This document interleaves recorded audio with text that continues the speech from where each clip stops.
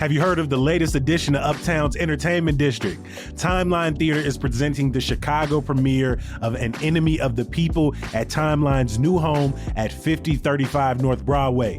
An Enemy of the People is a sharp, surprising drama about truth, power, and what happens when doing the right thing makes you very unpopular.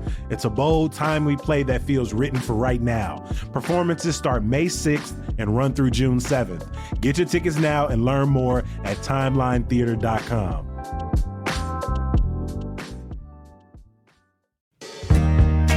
Now, I bet a whole lot of us is planning some big trip out of town right now for the summer, but I gotta remind you, you probably don't need to go as far away as you think, because Illinois is in the middle of everything. Whether you are looking for adventures in breathtaking state parks, check. Explore the neon nostalgia of Route 66, check. Or want to make the most of summertime shy like me, check. And Enjoy Illinois can help you plan your getaway or help you convince your people to come visit you this time. Find just what you're looking for and a little more at enjoyillinois.com.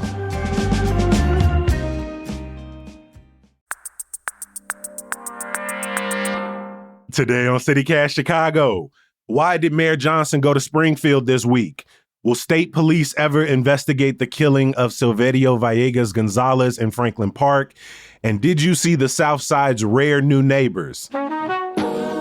It's Friday, May 8th. I'm Jacoby Cochran, and this is what Chicago's talking about.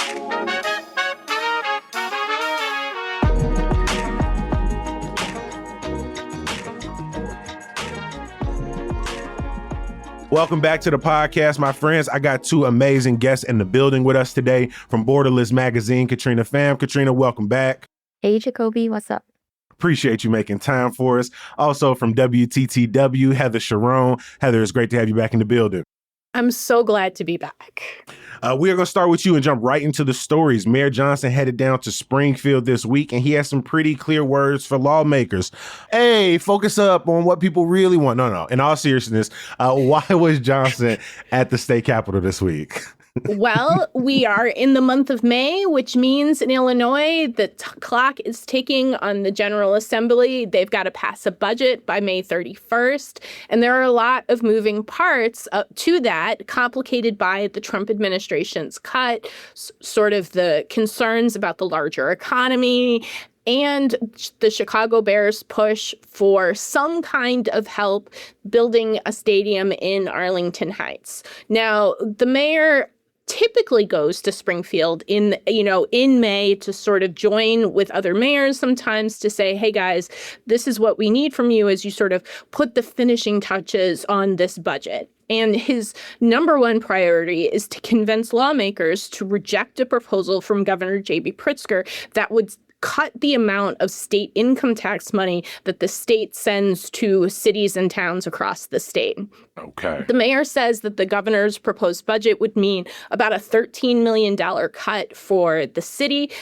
Johnson says we can't afford that. We got to use that money to pay for essential city services like police and road repaving and those kind of things that our residents rely on. He also wants the General Assembly to allow the Chicago City Council to raise new taxes from what he calls progressive sources of revenue. And he's got two specific asks. He wants the General Assembly to greenlight a $1 surcharge on all deliveries that don't involve groceries or medicine. So there was some talk, a while back about a burrito taxi levy, and that's essentially what this is. So that, like, if you use Uber Eats or DoorDash because you're too lazy to fix yourself a sandwich, Stop you're going to pay Heather. Don't say I'm not lazy. No. Justice for I got Uber Eats last night. You ain't doing that. You ain't doing that to me. Refrain that a little bit. These days is long. Look, Stop it. If you feel attacked, then that's I can't help you. Like, that's just the fact. She doubled said, down. Get up. She doubled down. Get up and get to Jewel right now. Yes. Damn. Yeah.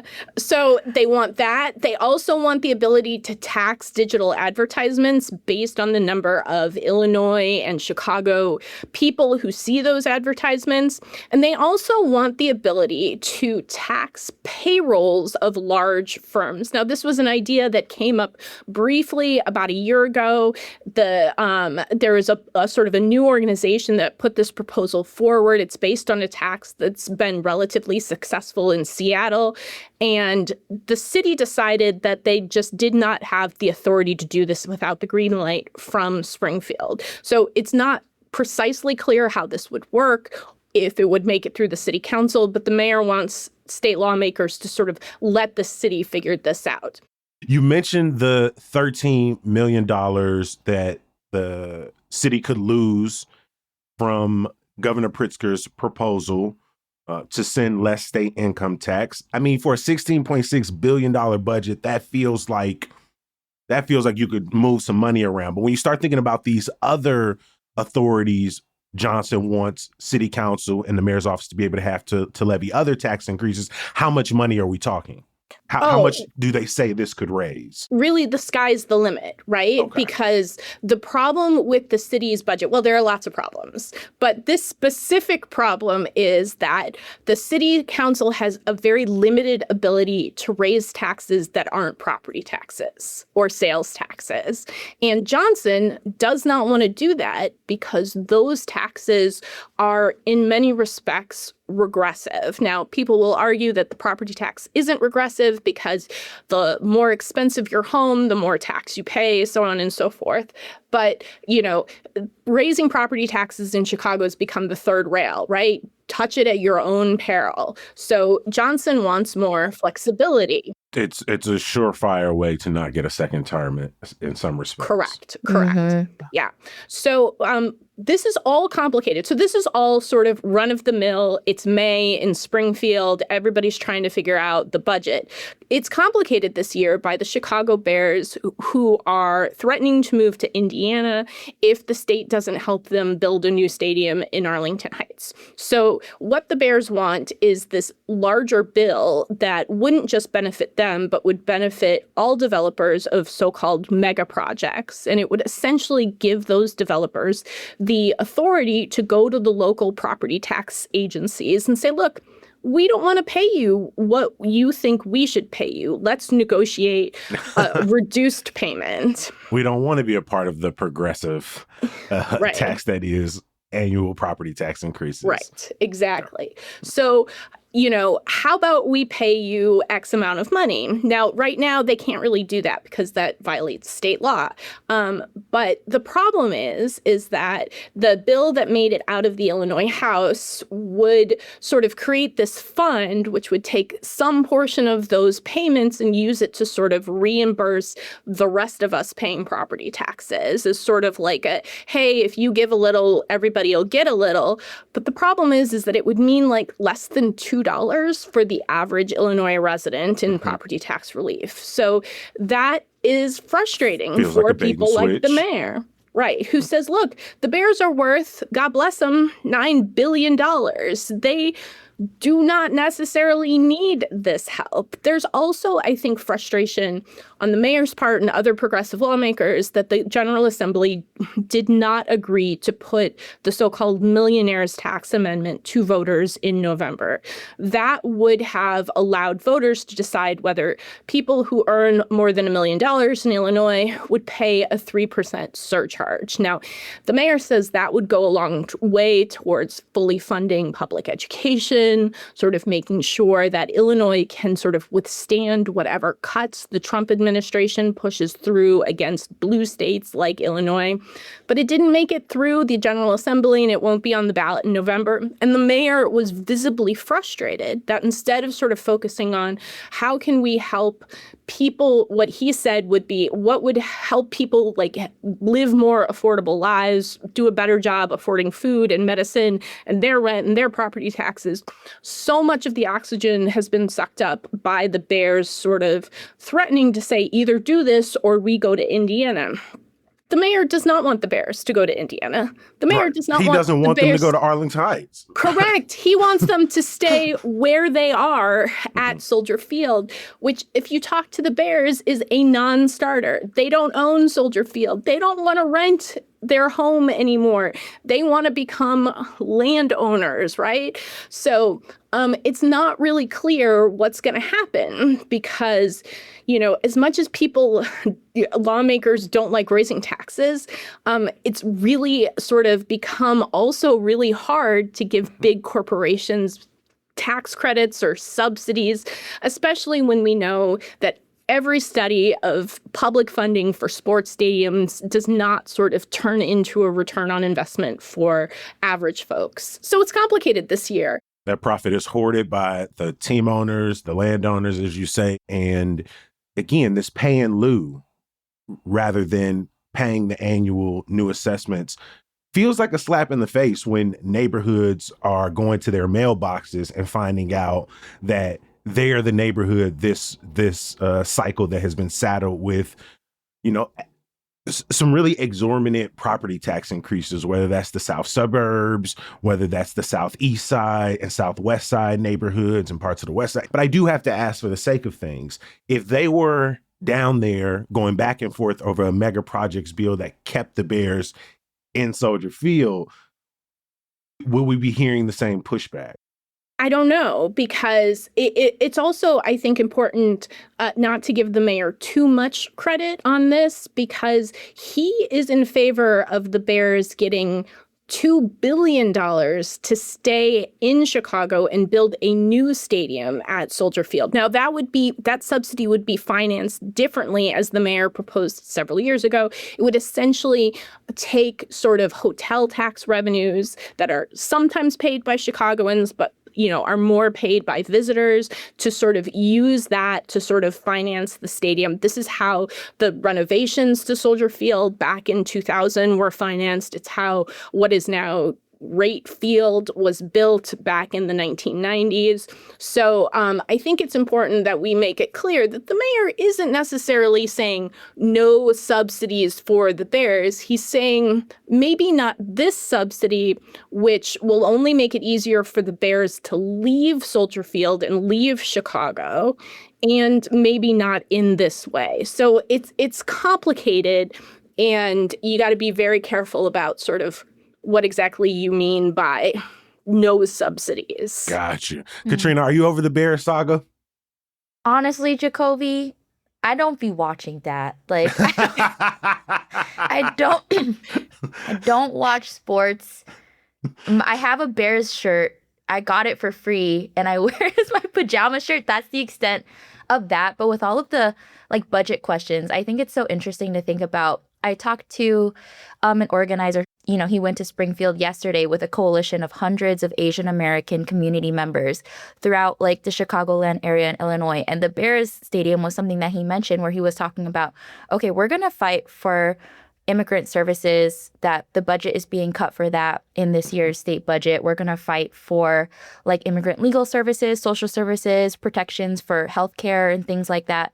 Like the health benefits for immigrant seniors program, health benefits for immigrant adult programs that were all impacted by the state budget deficit and also federal funding cuts. And so to see the Bears, and to see this conversation take up so much of the airwave about the Illinois state budget, and knowing that there are cuts on the horizon for critical services for immigrants, it's just kind of so much of the space is talking about the Bears, and we're not talking about solutions to fill these gaps instead, and just talking about potential subsidies and cuts for $1 billion team, right, that may not need it as much as low-income community members who are facing an incredibly difficult situation with the SNAP cuts, with other social services cuts, and who wouldn't otherwise have an avenue to access these type of services without support from the state.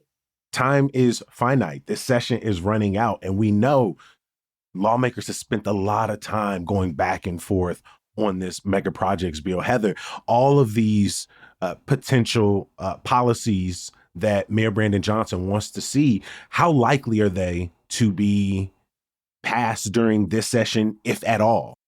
Yeah, it's really hard to say because lawmakers don't like voting for tax increases, right? And they particularly will have a hard time voting for a tax increase that they don't necessarily have control over. So let's say the General Assembly says, okay, we think digital advertisements should be taxed. It would then be up to the city council and the mayor to figure out, how much are we going to tax these companies? How is it going to work? How are we going to sort of get that done? So there's always in the back of those lawmakers' minds, hey, maybe if I vote for this and this turns out to be a huge sort of problem, I might be sort of wearing the jacket for this, and I don't want that.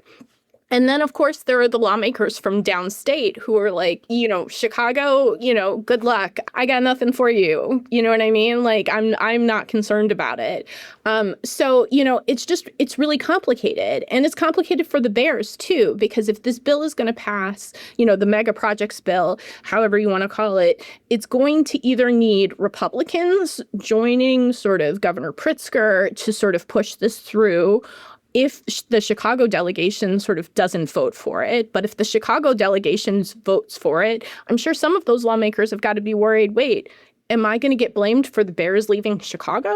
So it's complicated. And as I said, time is running short. Like, they are on the clock. And why are they on the clock? Because they're like high schoolers who leave everything to the last second. And that is why we likely won't know the answer to any of these questions until like midnight on May 30th.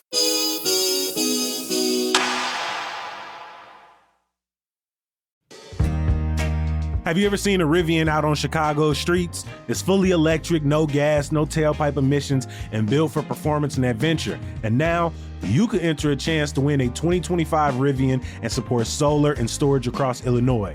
The raffle supports the Illinois Solar Education Association, a nonprofit working to make solar energy more accessible, affordable, and equitable across the state. This is your chance to drive electric while directly supporting the growth of renewables in your community. Tickets are $100 each or 4 for $300. The raffle ends June 21st. Enter today for your chance to win a 2025 Rivian at illinoissolar.org.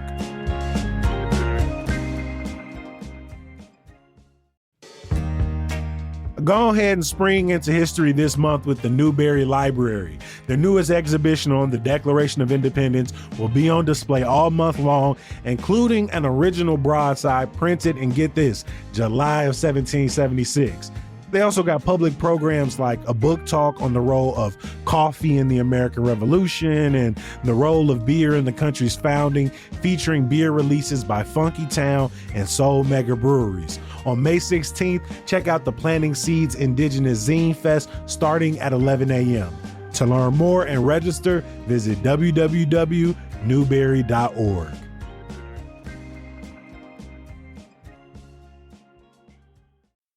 Katrina, there have been calls for months dating back to the height of Operation Midway Blitz for the Cook County State's Attorney's Office to investigate the terror that was unleashed on Chicago streets.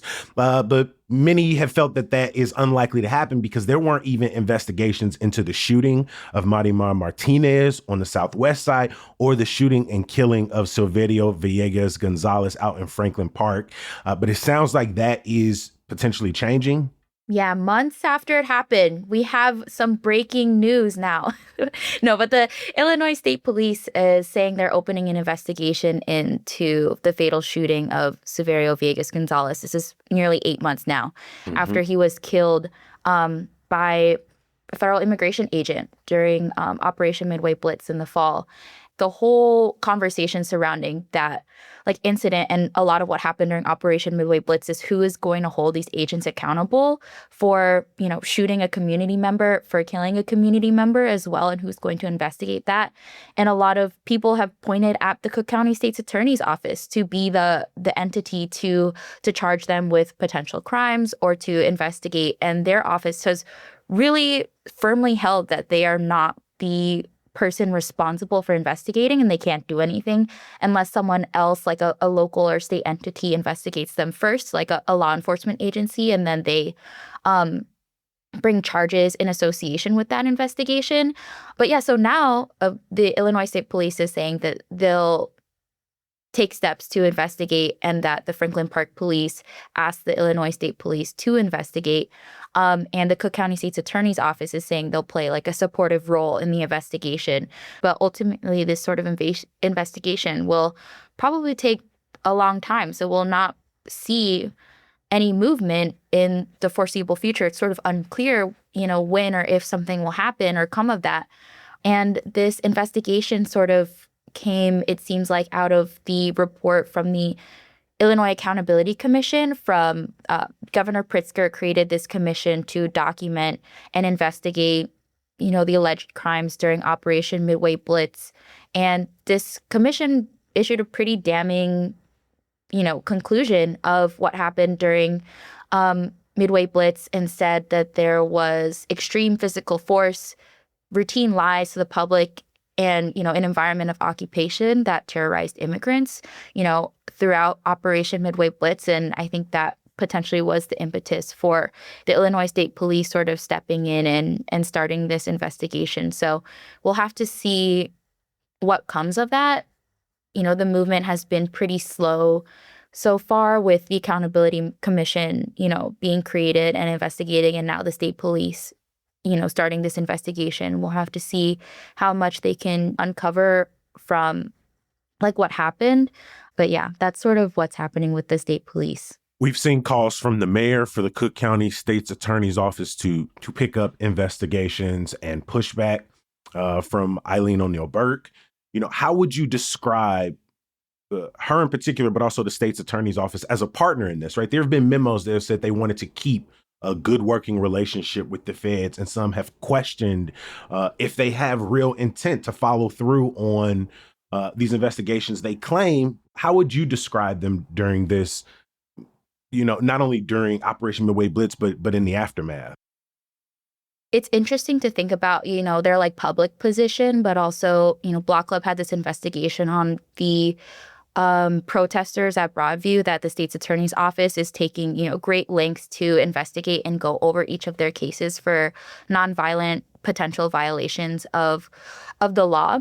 And it's interesting because her office has really strongly maintained that like this is not our responsibility, and sort of we're limited legally because of that.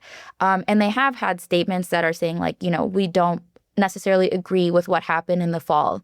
But in some ways, actions speak louder than words. And we haven't seen movement from her office in any capacity for, to our knowledge, for, what happened during Operation Midway Blitz. But we have seen movement to look into and spend a lot of resources investigating protesters at Broadview who, interestingly enough, were also arrested by the Illinois State Police, who were sent to Broadview to oversee the protests happening there and, do as police do when protests happen. And they were sort of the law enforcement agency behind a lot of these arrests that were happening at Broadview. And now the Cook County State's, or at that time, Cook County State's Attorney's Office till now has been investigating each of these cases and saying that they just want to be diligent and they want to look through each and every one of the cases and give them all the time that it's deserved. But, the Block Club investigation about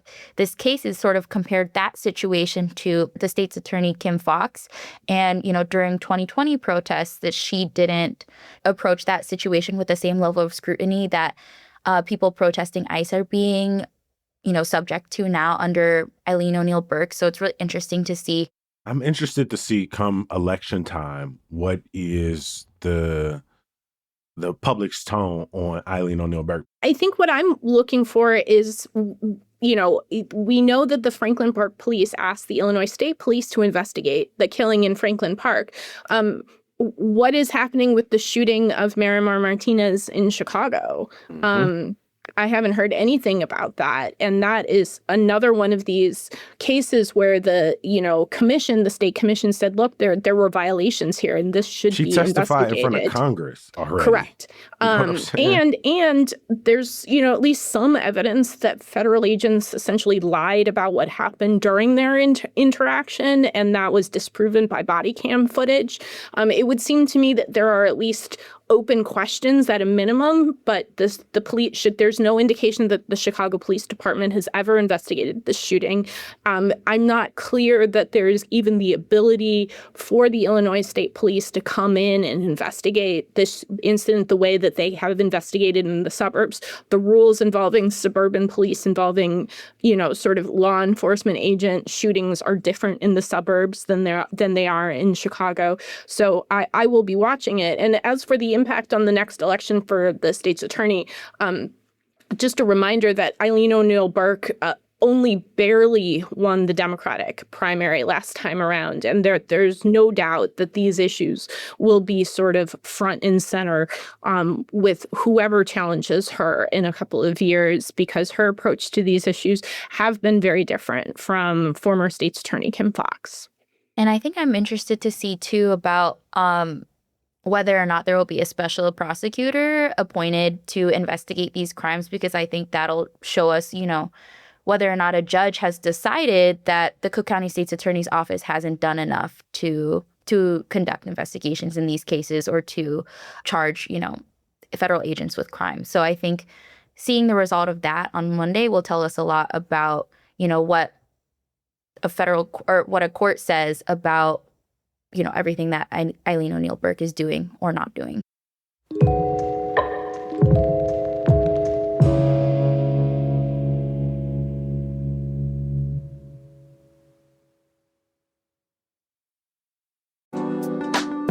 Those hot summer days are going to be here real, real soon. You can expect high utility bills from your AC running constantly. So don't wait until the heat hits and avoiding the extra energy costs. Window Nation can help you get new energy efficient windows at a great price now. The Buy 4 Windows Get 4 free sale is going on, and you can update all your windows and get half of them for free. You can get 0 down payment and no payment or interest for 2 years. Plus, Window Nation windows come with a lifetime warranty, so you can relax knowing your help is protected far into the future and after those installation crews have finished the job in a day or less. With over 45,000 5-star reviews and over 3 million windows installed across the country, you can schedule a fast, free consultation at windownation.com. And hurry, because like spring, this sale will eventually end. That's windownation.com. Heather, I'm going to be real with you. Next to bringing animal stories, it feels like your second most consistent base is the very deep legacy of torture in the Chicago Police Department. And yet again, you are back with a former officer who is set to face trial. Can you remind us who is Ronaldo Guevara? Well, he was a detective in the 80s and 90s who was in charge of some of the most high-profile cases in and around sort of the Humboldt Park area and Logan Square and that sort of area. Now, Logan Square is very different today than it was in the 80s and the 90s. It has transformed, with the 606 trail, and there's been a lot of gentrification. But Humboldt Park used to have a lot of gang problems, and Detective Guevara was sort of in charge of investigating these murders, including a horrific 1998 double murder that involved the slaying of a man and a woman and the kidnapping of their 2-month-old child and their toddler son. 2 men were convicted of those crimes based on evidence developed by Ronaldo Guevara. Both of those convictions have now been vacated. Both men have received certificates of innocence, and both are suing the city. Now, one of the men, Gabriel Solash, was actually sent to death row. His sentence was commuted by former Governor George Ryan, who determined that Illinois' death penalty had been applied inconsistently and that he could not be certain that the people on death row were actually guilty of the crimes that they committed. The other man, Arturo de Leon Reyes, was sentenced to life in prison. Both men were released in 2017 after spending the better part of 2 decades in jail and prison. And their lawsuit started back in 2018 is finally set to be resolved. Now, I reported last week that the city had reached a settlement with Solash, the man who had been sent to death row. We don't know how much city lawyers have agreed to pay him. We won't know that until it goes to the city council. But I would be surprised if it wasn't many millions of dollars based on previous settlements of this kind, although he is the first person to have been sent to death row based on evidence developed by this detective to sort of resolve their lawsuit. But we learned that the other man has also settled his lawsuit with the city, and that will also be going to the city council.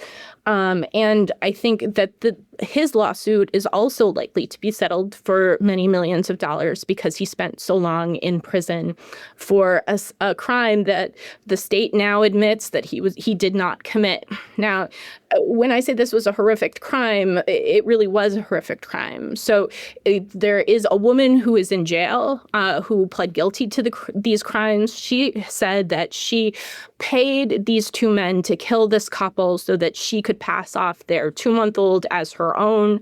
There's no evidence, however, that either men committed this crime. The only blood found at the scene was this woman's blood, and she had blood from one of the victims on herself when she was taken to the police station. What's, I think, especially interesting about this case is that both men who were undocumented immigrants from Mexico, their confessions were in English, even though they did not speak English, nor did they read English. And it's another indication that Detective Guevara, who has been repeatedly accused of coercing confessions, of framing suspects. I was going to ask you, was this the first time his name was tied to, one of these cases? No, this is just one of a number of cases. However, it was one of the first, and these convictions were tossed out after the former state's attorney Kim Foxx granted him immunity to testify in a new hearing into these convictions. He said that he did not coerce these confessions, that he did not frame these men, and the judge basically said that his testimony was not credible and accused him of straight out lying under oath.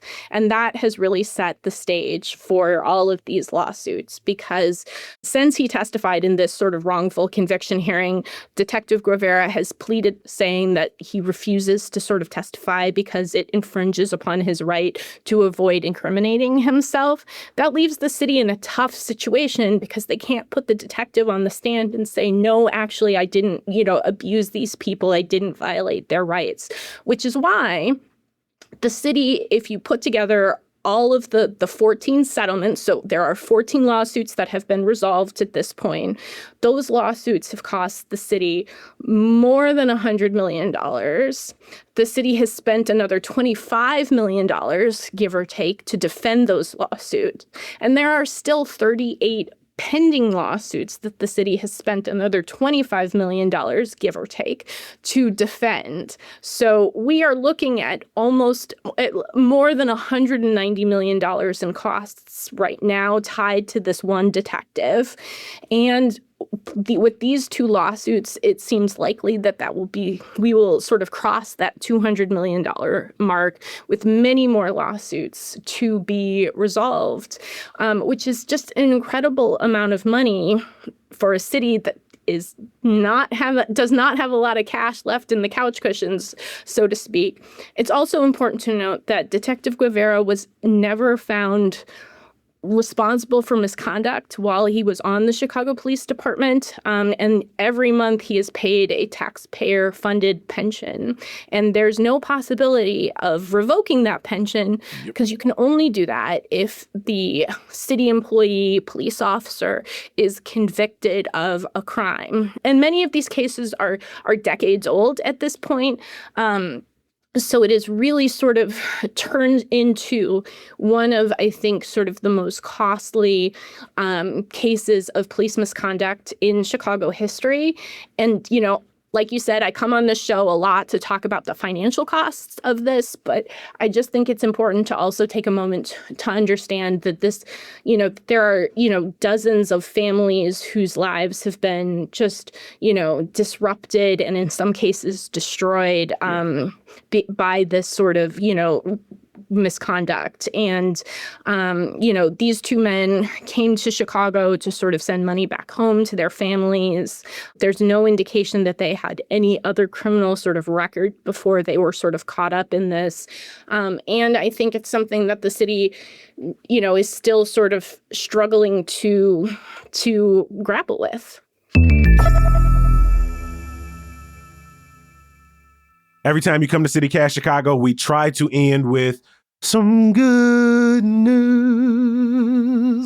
Katrina, what's your good news for us today? So I'm gonna try something new. I'm gonna go to Stolen Saddle, which I haven't been there before, and I'm gonna try like line dancing. A friend of mine said invited me to go, and I guess they sort of teach folks how to do it every Tuesday and Thursday, and so I'm gonna check that out for the first time. So pray for me.